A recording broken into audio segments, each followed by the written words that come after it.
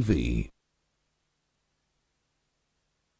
All right, good morning to you once again. Thank you so much for joining us here on Morning at NTV Monday's edition. It is the 4th of March 2024. We're marching on regardless of the turmoil that we are seeing, especially on the political scene. But pleased we are to be in Magere here this morning to speak to the National Unity Platform leadership over the things that have been transpiring over the last 60 hours. They've been tough. They've raised a lot of questions, especially for followers of politics, for the people that belong and subscribe to the National Unity Platform, and they're quite worried of the divide within the party as we speak this morning. So the moral observancy means in the spine of the National Unity Platform. Where is the place of democracy, governance and conflict in opposition politics, identifying Uganda's priorities in the budget strategy, and the big question is Chagulanyi's era, Uganda's development solution. All these questions are going to be answered right here on your Kickstarter. My name is Priscilla Regina Naluaga. Pleased to be in the presence of His Excellence Robert Sentamucha Gulanyi. It's a pleasure to be speaking to you, Naluaga. You pronounce your name like an American. Luzungu is Luzungulu. Yeah. Okay, well, I know that we are here on a tough spot that is on you and the party. Yes. You did come out last week and you did make mention of the fact that one of the leaders in the National Unity Platform, and that is the former leader of opposition in Parliament, Mathias Mpuga, having received gratuity of 500 million shillings. And so in a party meeting, you came out and you stated that you're not going to tolerate certain things, corruption being one of those. Neither are you going to offer covering for people who are doing wrong, according to you. Could you explain those words in detail?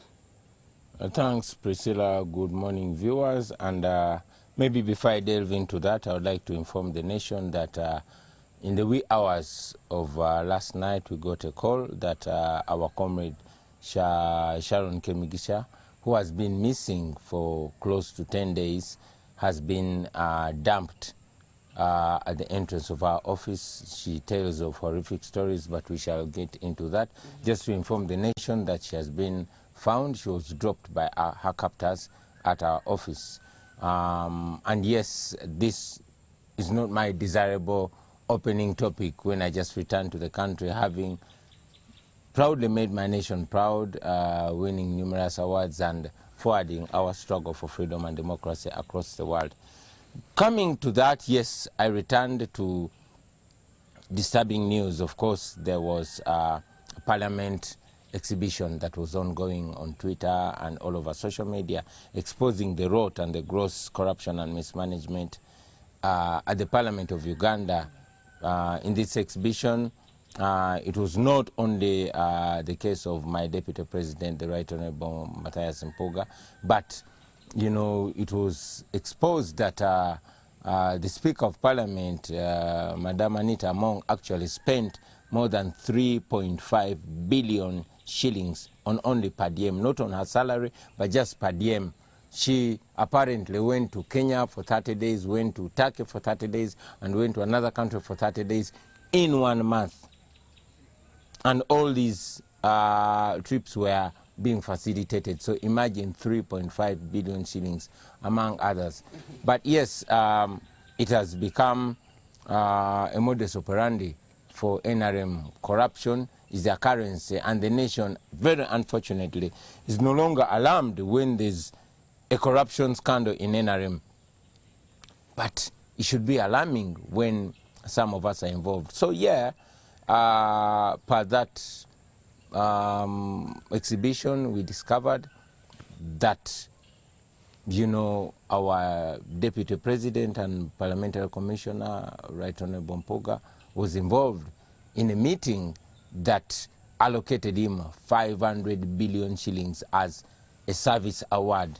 Now, that was disturbing, and that's why I called for a meeting of senior leaders where he admitted to receiving that money, admitted that it was wrong, it does not represent our values, and he apologized to the leadership team.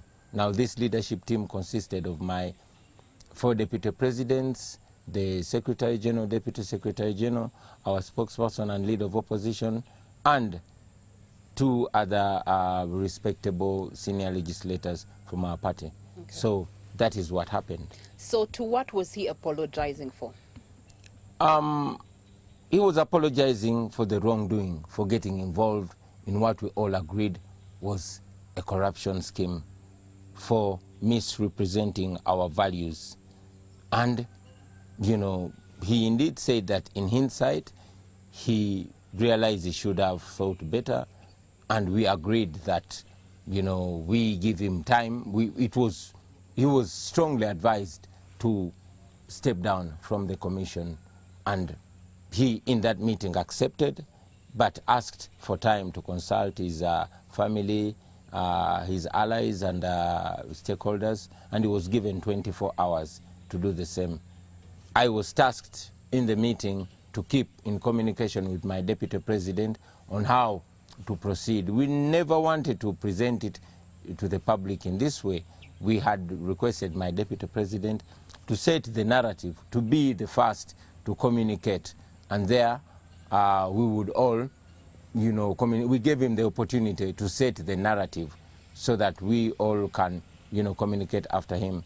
Unfortunately, following my personal communication with him, he made it clear that he was not intending to communicate, and he gave me a go-ahead to communicate, and that's what we did. Okay, we want to first understand, when we say the word corruption, of course I know it's one of the biggest challenges of the current government, the NRM government, yeah. And the exhibition did a good job in, you know, exposing how much of taxpayers' money goes out there.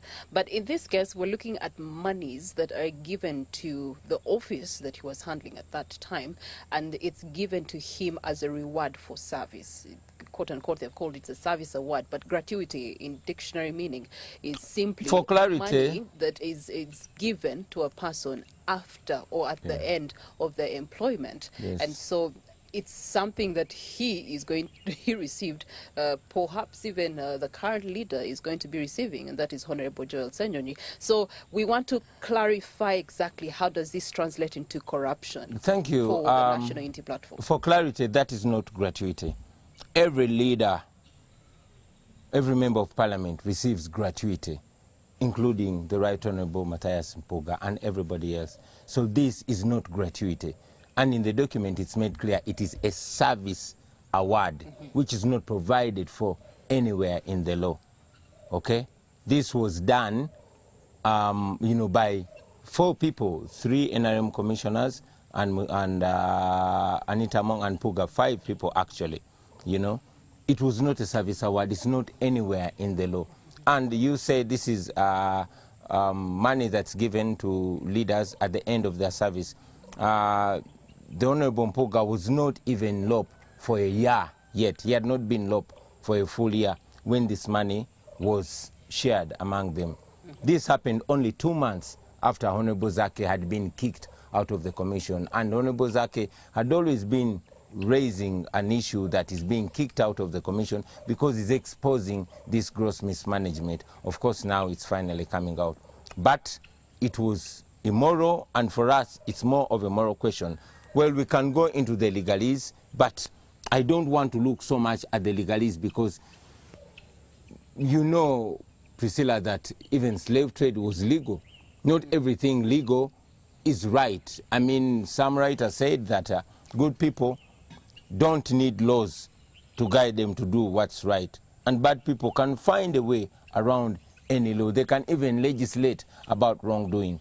But even then, this is not anchored anywhere in the law. I want to make it clear that this is not gratuity, because gratuity is paid, and all of them are going to be paid. Now, the taxpayer is in a situation where they are shouldering gratuity for all these MPs and commissioners, and also a service award. Okay. Let me pretend this is 2026. The elections are done and dusted, and you have gone through as president. Yeah. How would you handle this kind of expenditure in government as far as public funds are concerned? First, we made it even clear in our 2021 manifesto that we shall run a lean government, you know, to make sure we cut down you know, unreasonable government expenditure. You see how our economy is struggling. You see that the biggest problem in Uganda is prioritizing things. Now the priority is rewarding leaders so that they can sing praises for the regime. That's why there's so much. The parliament is now a clearing house. Politics is the most lucrative business. It shouldn't be like that. And in our leadership, that should be different. But most importantly, like I said, we should fight corruption, not only in words, but in action. Okay. Yeah. Speaking of actions, you took action and you made recommendations. One of Yes. the recommendations is that that money be returned, Yes. of which the Honorable Matthias Mpuga says he has not even yet received it. The other recommendation you make is that he must relay an apology to Ugandans, the taxpayers' money, to which, of course, that is picked from to give him that service award. And then also 3, you asked him to step down from the commission. Are these the best solutions for the party right now, when we're seeing political divide even within the opposition parties? Thank you.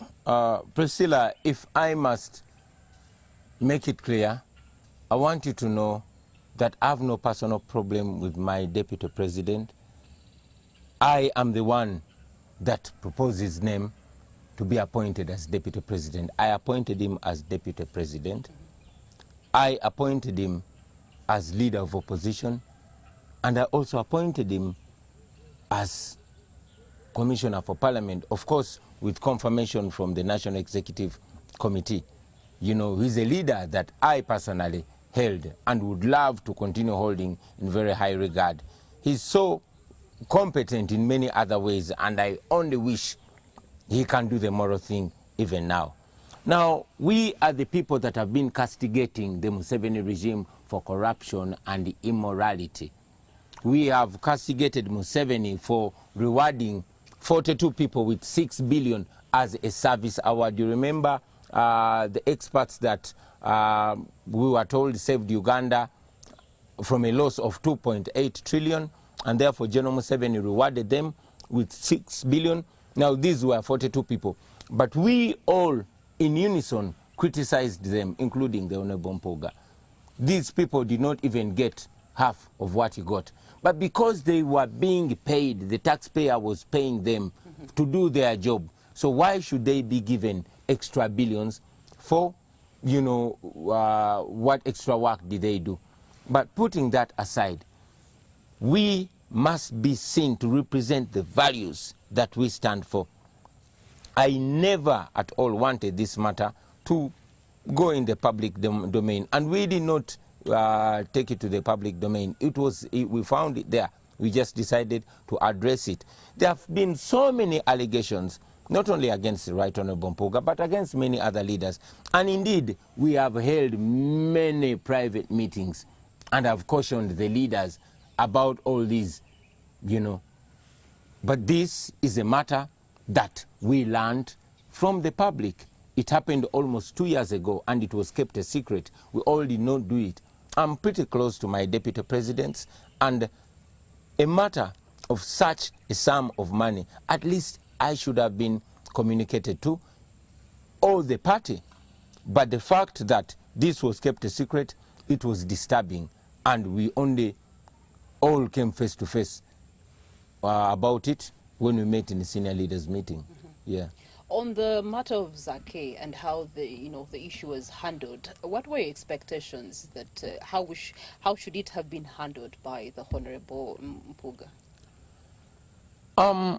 First, Honorable Zaka was illegally kicked out of the Parliamentary Commission.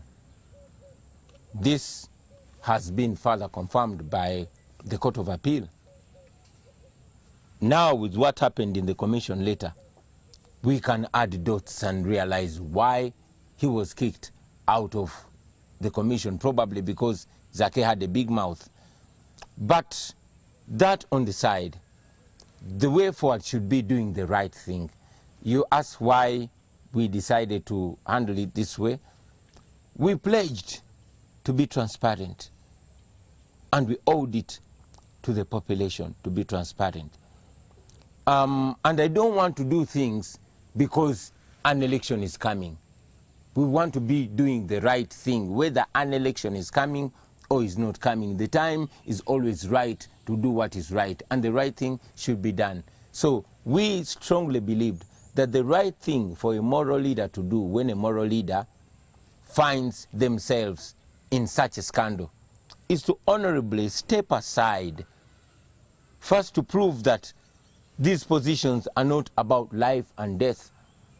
And of course, when one finds themselves in the wrong, we owe it to the population to apologize to them, to make them know that we don't believe in impunity. That's what should set us aside from the Museveni regime, where a minister steals money meant for TB patients or HIV patients, and the next minute they are promoted simply because they help the president stay in power. It should not be about power. It should be about morality and about what is right. Okay, if the required asks are not met by the Honorable Matthias Npuga, he doesn't apologize for the money, it's not returned in when it's received, and then also he doesn't step down. What's the way forward? As the National Unity Platform, how will you handle, what is the next stage of handling this matter? I know the Right Honorable Npuga is a smart man, and I know he really would love to keep his dignity. So I don't want to appear to be coercing him. You know, I respect him. He's still my deputy president as of now.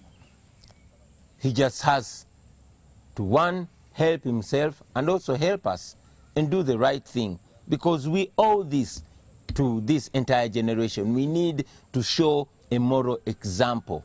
So I believe that my deputy president will look into himself, will look into his conscience and do the right thing. And it's on this note that I actually want to, I've seen a lot of heat on social media. I want to encourage the people on social media to not be abusive to Honorable Npuga. Yes, hold him accountable, hold all of us accountable, because we are servant leaders, we are your servants.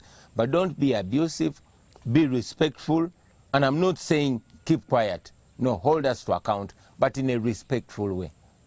Okay. Yeah. Now, speaking of social media, let's talk about the power and the influence that the social mass has in changing the things around them. For example, of course, the parliamentary exhibition that you talk about, but there's other exhibitions and other ways that social media has been influential in opening up the eyes of the leadership of government and causing them to actually take a practical step into matters that should be of service delivery, efficient and effective to Ugandans. So, in your perspective, how powerful is this tool of social media?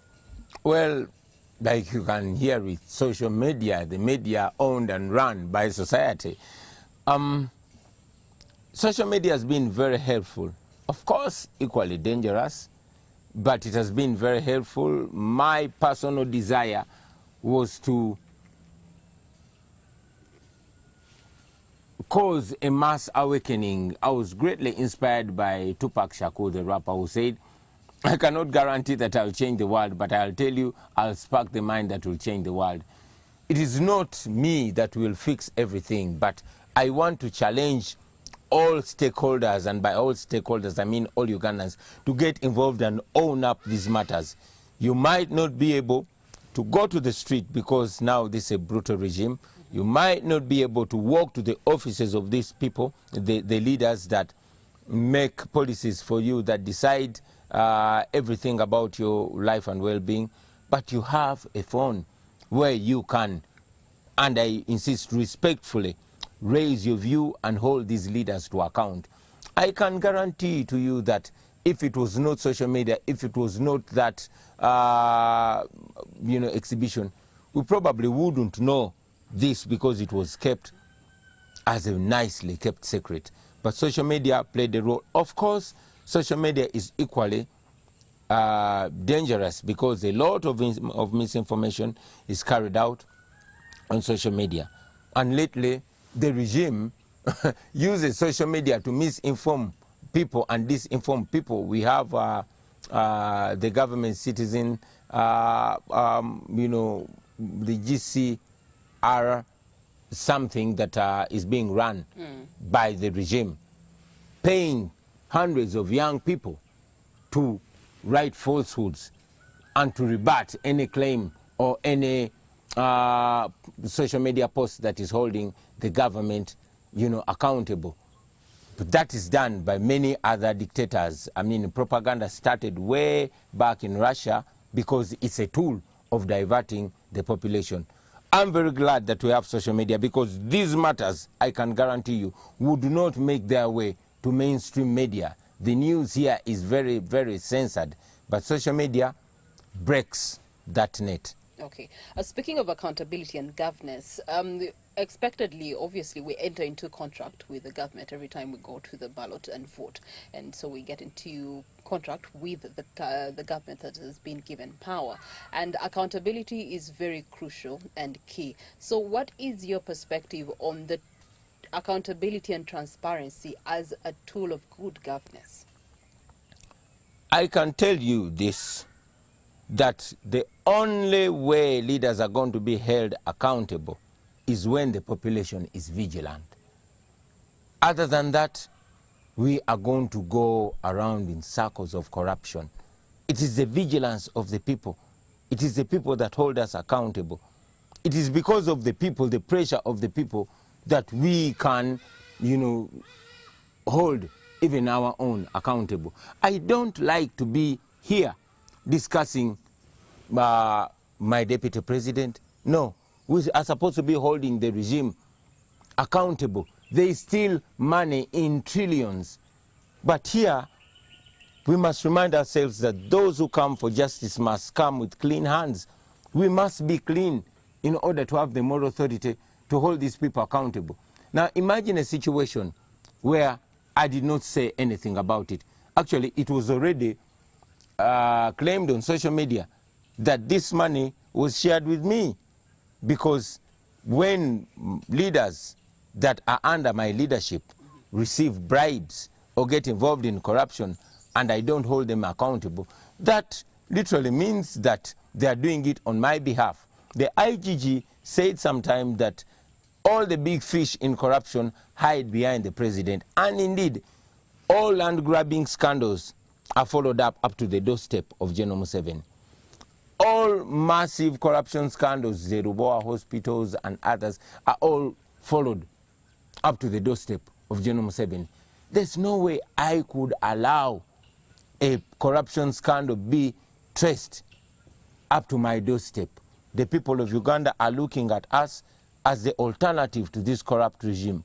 We cannot be seen not to castigate and fight corruption publicly. Honorable Chagolani, this is not the first time we are seeing such an instance for the National Unity Platform. A while back, still in this 11th Parliament, you do have some members of Parliament having received allegedly 40 million shillings. And you came out rightly to speak against that, and you want that those who subscribe to the National Unity Platform and partook of that portion should, do the same thing. The three things that you mentioned: return it, apologize, and perhaps even step aside or come out outrightly about it. And you still gave them the conditional of 48 hours. After those 48 hours, nothing was done. No follow-up was done by the National Unity Platform. And so it silently went to bed. We are thinking this same situation is also silently going to go to bed. That's true. There were not only allegations. Initially there were allegations, but I called a similar meeting where I tasked the members of Parliament to explain.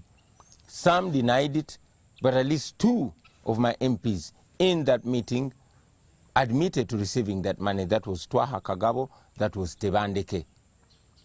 And in the meeting, we tasked them to return that money. Twaha Kagabo, and we agreed that that money was going to be returned to the leader of opposition, and the leader of opposition will return it to the speaker who had handed it to them. Twaha Kagabo took back that money to the leader of opposition. Unfortunately, the leader of opposition declined to receive it and tasked him to take it directly back to the speaker. Well, that's not what we agreed in the meeting, but that's what happened. As you saw later on, Twaha Kagabo was co-opted in the regime. He went back on his word. And consequently, he is now with the regime openly. Tebandeke did not return that money, although he admitted to receiving that money. Unfortunately, he did not hold any leadership position in the party, and I don't think he deserves any leadership position in the party with such a record. The only difference is the Honorable Mpuga is my deputy president and is a commissioner in parliament, so that is a much more senior leader. For these MPs that were involved in that corruption and bribery, admitted it, but defied the guidance that we gave them, we took them to the population because that's all we can. We don't have the power to pull them out of parliament following the court ruling on the rebel MPs. But at least we've always been saying that our power is with the people.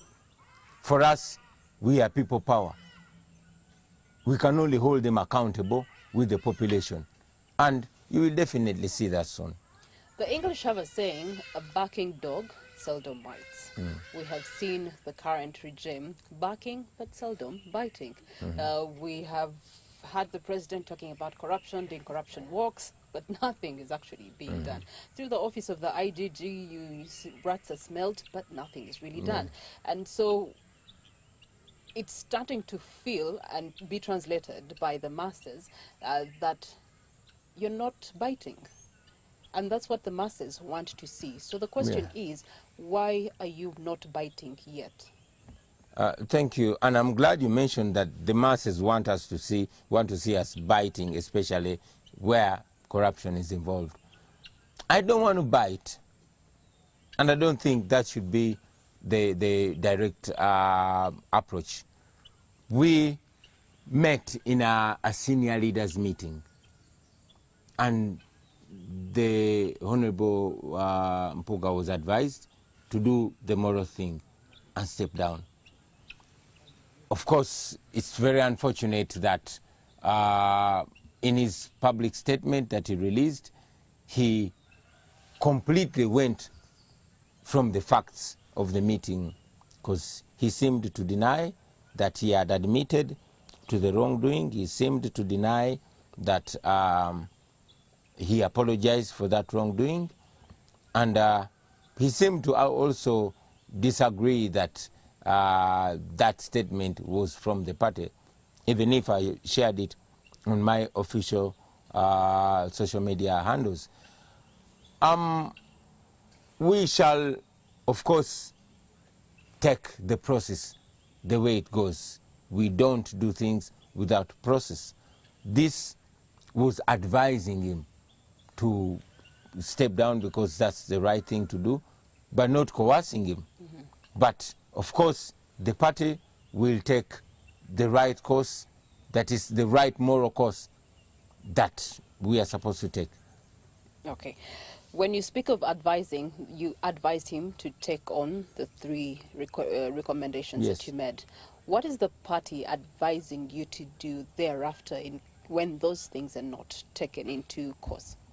Well, I am going to meet the formal, organ, and that is the National Executive Committee, and present that issue to them.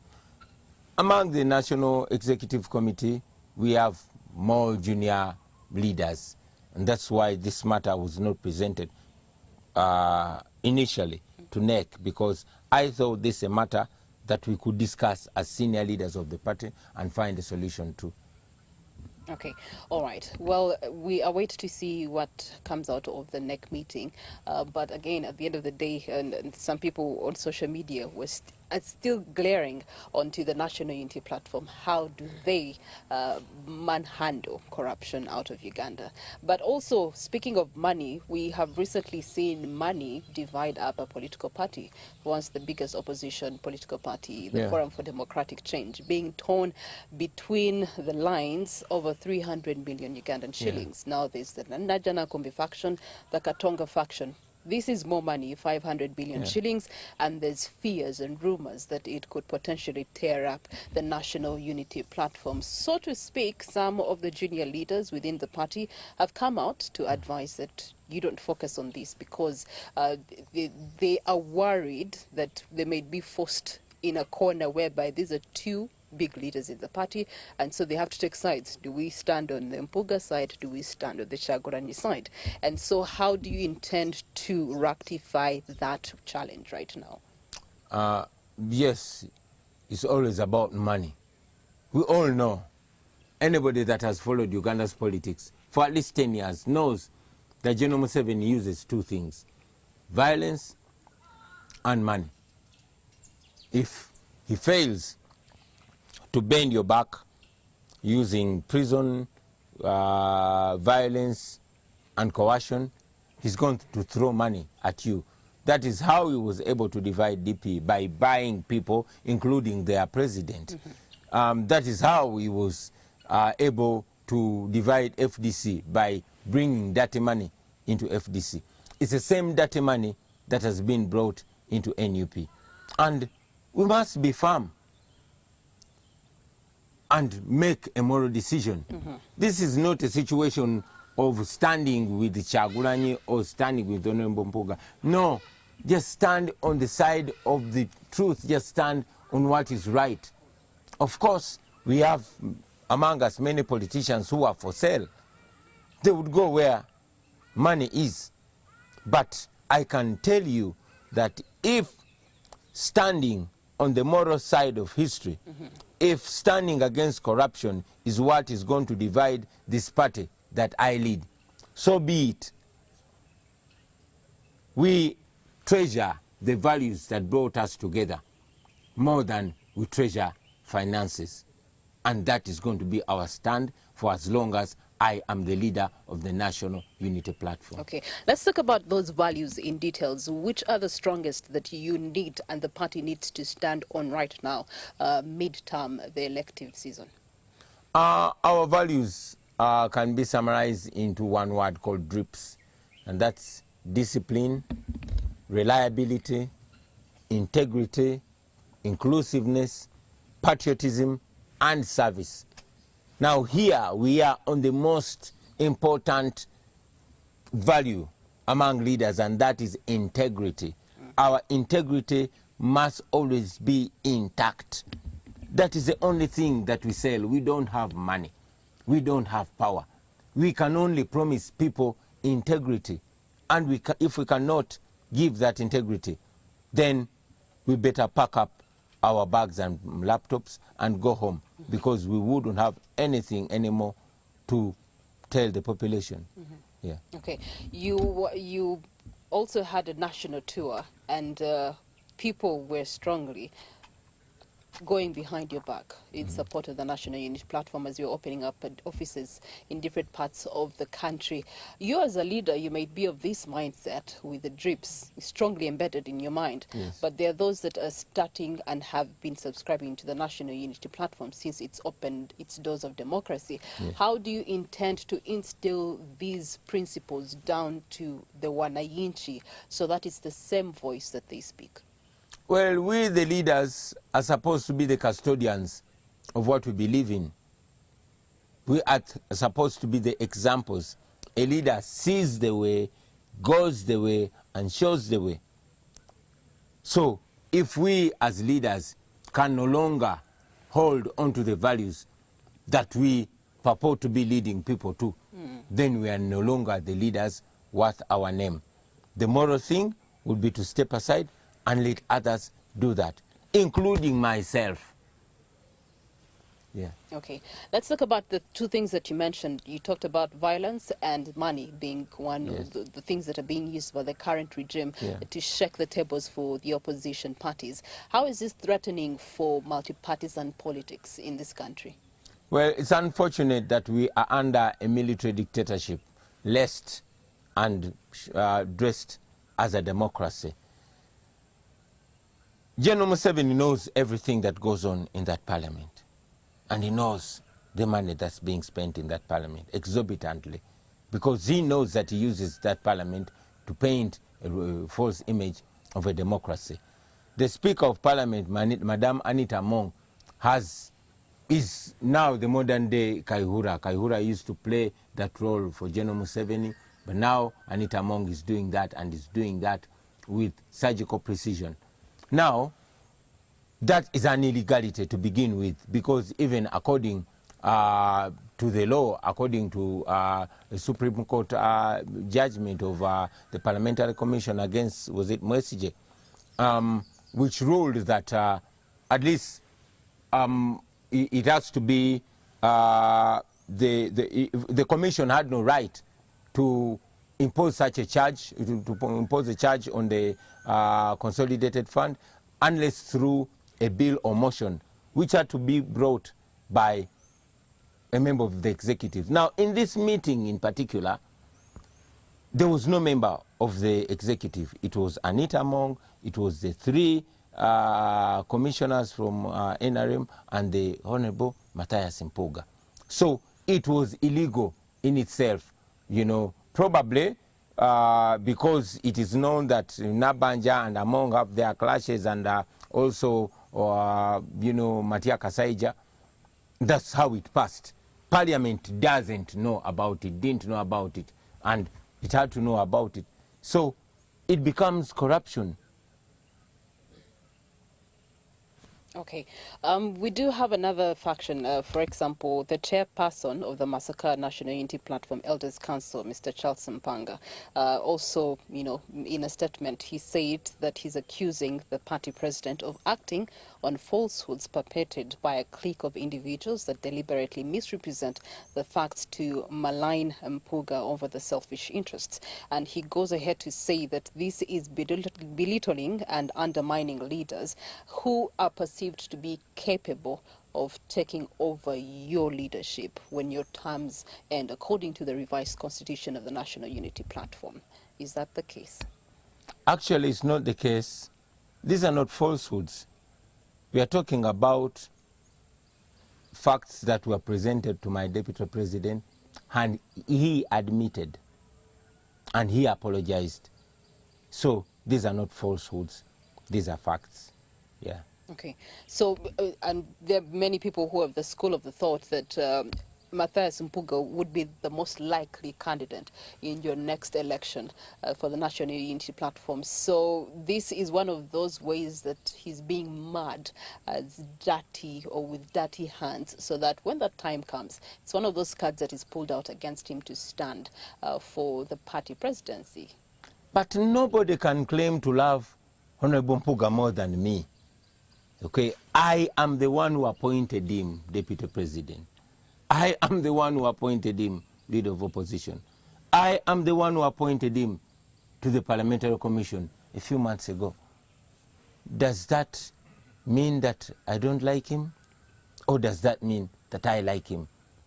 It's only unfortunate that even if it was my own Secretary General, or my brother, or my friend, we have to do what is right. This is a moral challenge for me. It is painful for me to have to do this, but I have to do what is right, because this is what we promised the people. I cannot be seen to cover up for my senior leaders. I mean, I recently, you know, had to suspend Comrade Bijirwa, one of my favorites, because he was caught in a case of gross indiscipline, and he accepted and apologized for it, and he was suspended, you know. But the Right Honorable Mpuga was given the opportunity to honorably resign, because he's a senior leader. He's not suspended. He has not resigned yet. I really hope he can look into his moral conscience and do the right thing. And I've said it, and I want to say it today on national TV, that I am confident that Honorable Mpuga can be rehabilitated and our relationship can come back to normal, because I treasure him, but I treasure the values more. I treasure Uganda more.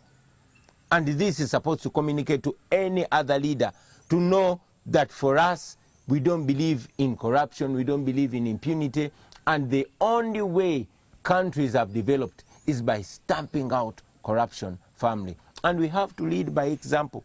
It's painful, but it's the right thing to do. Okay. Well, Uganda's constitution gives the president powers to appoint the leaders, top leaders. Your constitution also gives the president power to appoint. Now, since we are seeing a lot of, as you have expressed that he's your personal friend, you made the appointment yourself, and with the things that have come out and the scandal presently, it mars and really begs the question the relationship that you have with with you and him. And we have seen the same questions being raised by ministers, the speaker, or you do have the prime ministers who have been appointed, and people have been asking why so and so, what did they do to deserve this and this. But it's simply with the power in the constitution. Perhaps that power is leading to such things. Perhaps if you change that power and made it elective, people to actually elect these leaders, then accountability would be more prominent. Well, this is not a legal question. This is a moral question. And we must not blur the line. This is a moral question. The law can be arm-twisted or even completely ignored and is maintained. I mean, a while ago, we removed Ojara Mapenduzi from a committee after he was used to remove Zaka from the commission by Anita Mong. And Anita Mong refused to drop him, and we didn't have anything to do. But at least the population knew that he was not representing us. The same thing can happen. I mean, you've seen in Kayunga, we had all DR forms, and we went to court. But the court, as you know, the entire judicial system is in the pocket of General Museveni. That does not stop us from doing what's right. If the moral authority is what we have, we shall use the moral authority. You understand? It is not a matter of legalities. It is a matter of morality. And it does not take a professor of law to know right from wrong. Okay, all right. We have seen the president with the scandals that have been in parliament. For example, Pasista Muganza, Honorable Pasista Muganza, and there was no response from the president. Yeah. Up to now, there's not been response from the president. And speaking on behalf of the people, it begs the prayer: will you be? For how long are you going to be silent on this issue? Silent on what? On the Matthias Mpuga issue. But we are not silent. We spoke out. We are not silent. We spoke out. We are talking about this matter right now.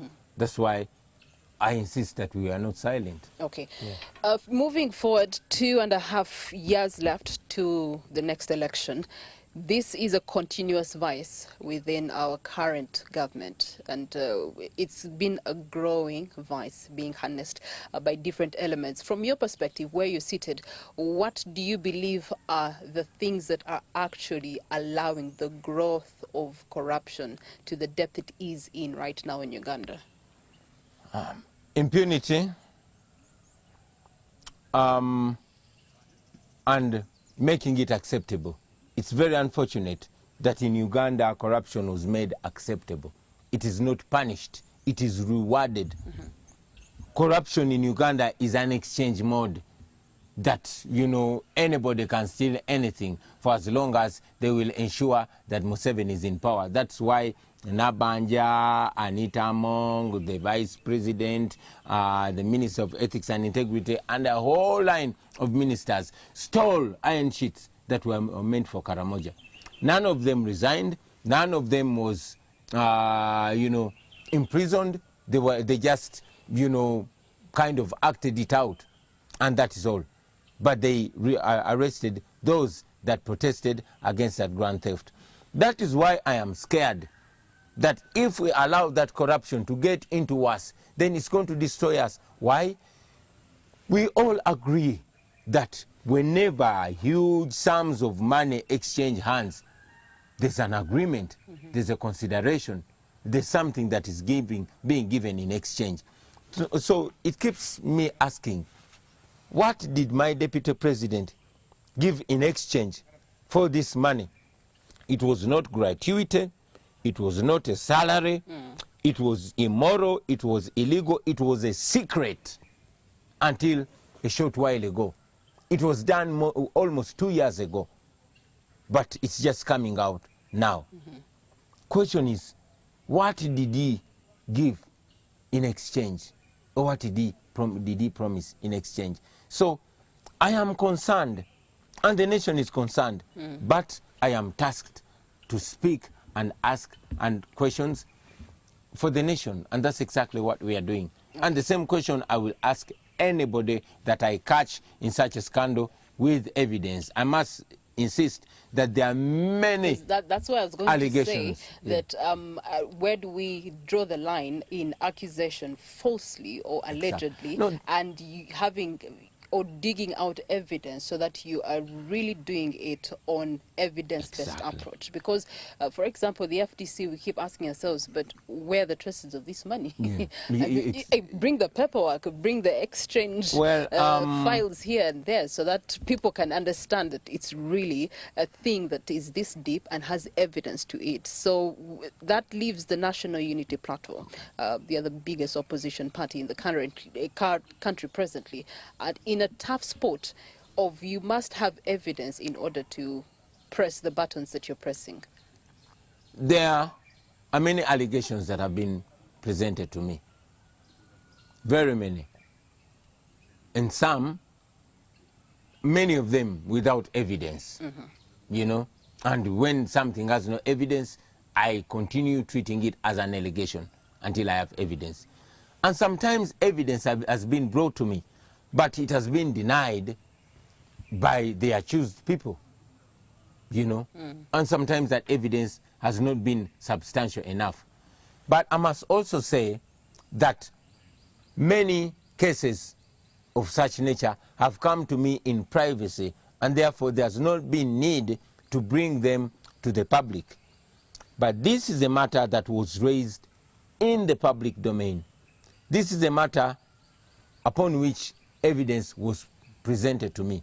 Most importantly, this is the evidence that I presented to my deputy president, to which he admitted and apologized. That is why he was tasked to be the one to set the narrative to the population. Before we set the narrative. We do have some questions here from people, our audience online. There's someone who's sent in a message and asked, when did you last engage with MPs on parted issues concerning the party? And were they also engaged on this matter of Honorable Matthias Mpuga before you outrightly came out? Of course, you've mentioned that you spoke to your leadership before you came out to address the meeting that you addressed, but generally on engaging your members of parliament on patent issues concerning the National Unity Platform and the drips that you did mention about, where do you stand right now? Well, we continuously engage with our leaders at all levels. We engage with the members of parliament, but when I'm not available, they have a leadership. They engage with the leader of opposition. When I appoint a leader of opposition, of course, with confirmation of NEC, but I say I appoint because I propose the names. So I say I because I take full responsibility. So when I, with my party, appoint a leader of opposition, we don't appoint a leader of opposition without power. We give them all the power to run matters on our behalf in parliament. Yes, I engage my members, my leaders at parliament, but, you know, they have a leadership there that constantly takes them. And these are not children to be reminded of our values. It's important to remind them, but I believe there are senior leaders who should instead be reminding their junior leaders about the same values. Okay. Another question coming through here, there's asking, why did you distance yourself from the constitutional amendments proposed by the leader of opposition then, Matthias Mpuga, at the Munyonyo retreat? And what are your plans for elections without amendments? I will tell you that that matter was not first presented by us. That matter was presented by Norbert Mao. Norbert Mao works for Museveni. You have heard, just like I've heard, that General Museveni is still trying to change the constitution to remove elections, to make sure Parliament is the one that is should be electing the president, which is wrong, which would be disenfranchising the people of Uganda. So when Norbert Mao was engaging with our leader of opposition, and this matter was not being substantially discussed by the party, we raised questions. Why do we go into something that we have not substantially discussed, that we don't have a position on? But most importantly, something that we know will most definitely be used. They present as if they're presenting constitutional amendments, and they smuggle in their own things, and that has been the way Museveni does things. You know, when he's amending the constitution to stay in power forever and remove the age limit, he lied to the MPs that he was trying to extend their tenure to 7 years. Of course, he got what he wanted, and he used them.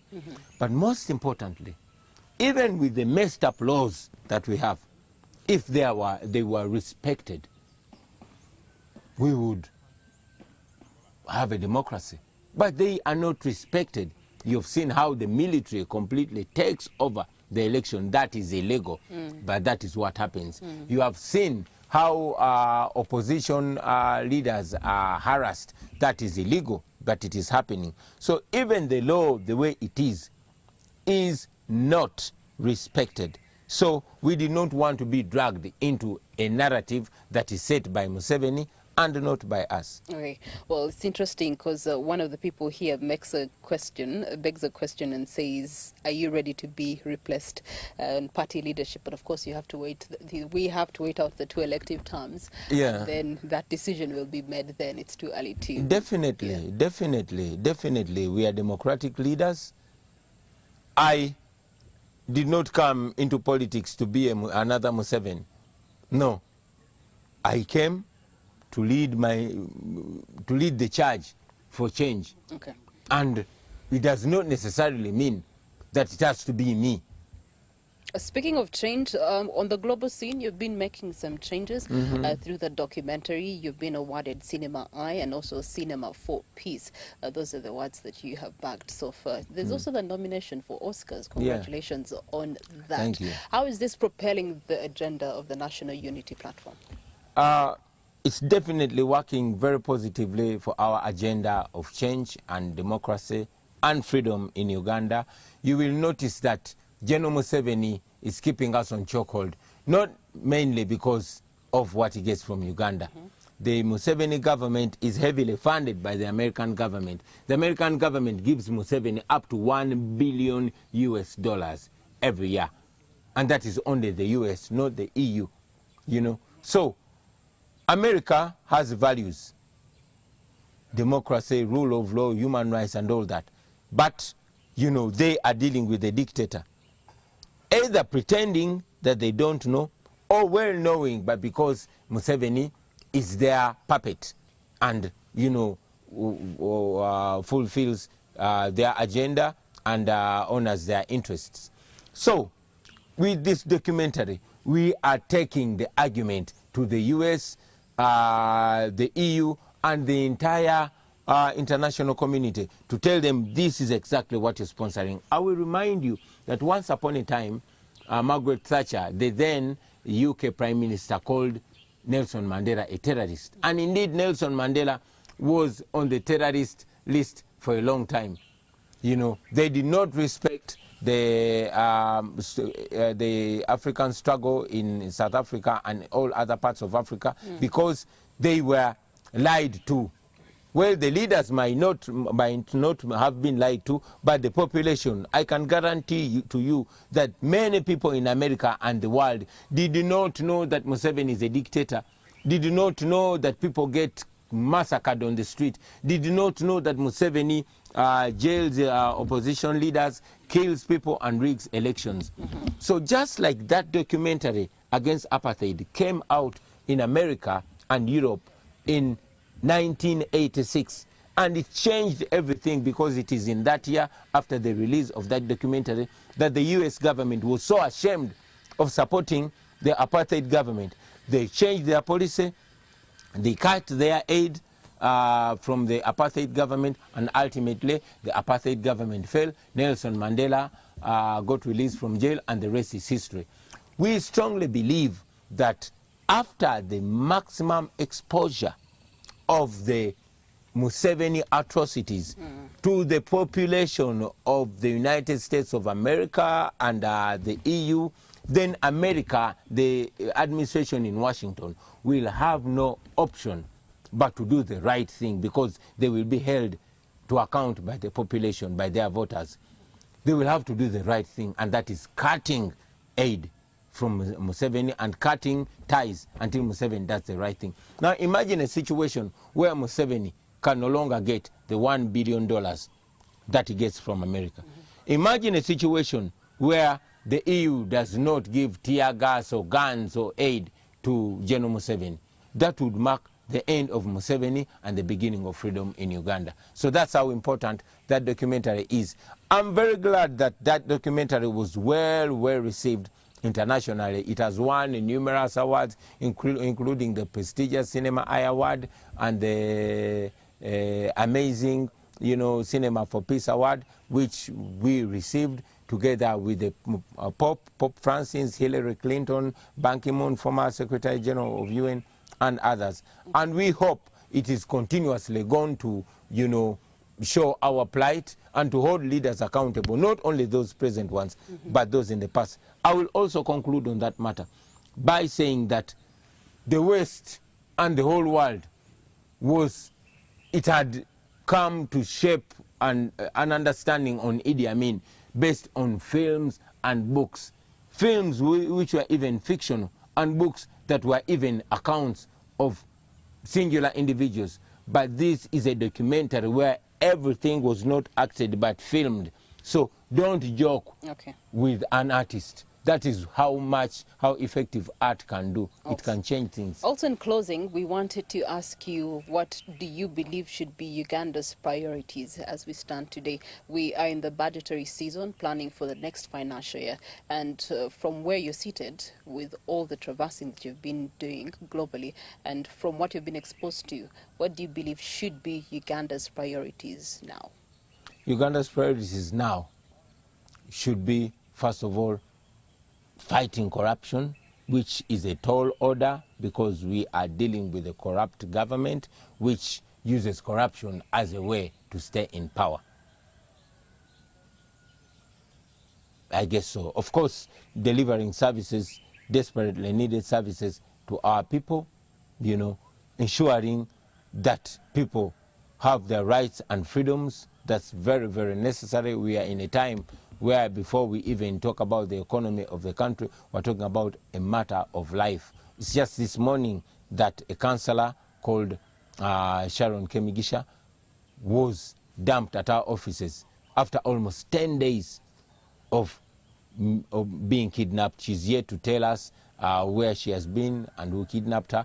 But this has been happening. Our people are abducted by the regime, later on presented in military courts, or dumped like that, just like Mugisha. So for us, the life of our people is primary, and everything else is secondary. Let's talk about the impacts of human rights violations and corruption on good governance, especially for a country like Uganda, who 60 years later should be speaking a different story. Well, 60 years later, we should be speaking a different story. But almost 40 years have been taken over by gun rule. Our progress was hijacked by Museveni. This guy has been the problem of Uganda since the 60s. He started the armed resistance against Idi Amin. Yes, our parents were convinced that he was doing it for the right reasons, until 60 years later, now when we know, maybe 50 years later, when we know that the guy was just a cunning misrepresenter. He was a cunning conman. Look where we are now. The same person that promised fundamental change, has caused, change from bad to worse. So we believe that we can only go past this if we stop military rule, if we go back to democracy, if we go back to the rule of law, if we respect human rights. Because Museveni does not know the rule of law. I mean, he never came to power through the law. No, he came to power through murder, through stealing, through lying. And that is how he has maintained power, through stealing, through lying, and through killing. That has to stop for Uganda to go past here. Well, thank you so much for your time, Honorable Robert Chagulanyi. We would like to hear your closing remarks. In these remaining 2.5 years, how is the National Unity Platform strategizing and repositioning themselves for the next elections? Thank you. We are not focusing on the next election. And yet, if we've not been able to remove the Museveni regime by 2026, we would have no option but also use that democratic tool, because we are using every means to our disposal, every moral and constitutional means on our disposal to remove the regime. So that's what we've been at as the NUP. Our strategy is to bring our people together. When we were going into elections 2021, there are so many people that came to us because they saw we had the support of the people. Among them, and Honorable Mpuga said it many times, it was like throwing a small whole net, and we collected all manner of creatures that are under the water. We need to sort ourselves, but the public will help us to sort ourselves. But the marking scheme are our values. Unfortunately, this is going to drop the big, the small, the young, the old, and all that. But ultimately, we'll have to have a team that presents our values. I must close by telling the population that this is not a political issue. It is completely a moral issue. It is not, I know that many politicians, especially in such a critical time, are going to jump in to drive their political agendas. There are many people that want to, this one wants to run against this one wants to become MP, this one councillor, this one mayor, so they're going to jump onto this. This is not a political issue. It is not a fight for positions. It is a fight for the soul of the National Unity Platform. If we are not who we are, if we cannot prove that we are who we say we are, if we cannot prove that we lose corruption, that we hate corruption, that we can drop anything for corruption, that we can punish anybody for corruption, then we are not worth claiming that we want to lead people in a new Uganda. All right. Finally, speaking of rooting out corruption, yes, we're not going to wait for scandals. We're not going to wait for exhibitions to come out to, give evidence-based issues on corruption. So it begs the question, as the National Unity Platform, how can you actually deal with corruption internally? What mechanisms can you adopt to deal with corruption internally to avoid, things getting out of hand as they are getting out of hand in the case of Honorable Mathias Mpuga? First, let us be moral. Let each one of us be a custodian or be a corruption police. Each one of us. And I want to encourage my fellow leaders to remember that we are not angels. However, when we falter, we should have the decency to come clean and move forward. Come clean, do the right thing, and move forward. Let us emulate what other leaders do. I mean, Boris Johnson, the UK Prime Minister, he only violated COVID regulations and he resigned. He's a respectable person. We must develop that culture because it's a good culture. It's a dignified culture. It will make people trust us more. Yeah. Okay. All right. Well, thank you so much, Honorable Robert. Thank you very much Chagulanyi for having me. And good morning, ladies and gentlemen. Okay.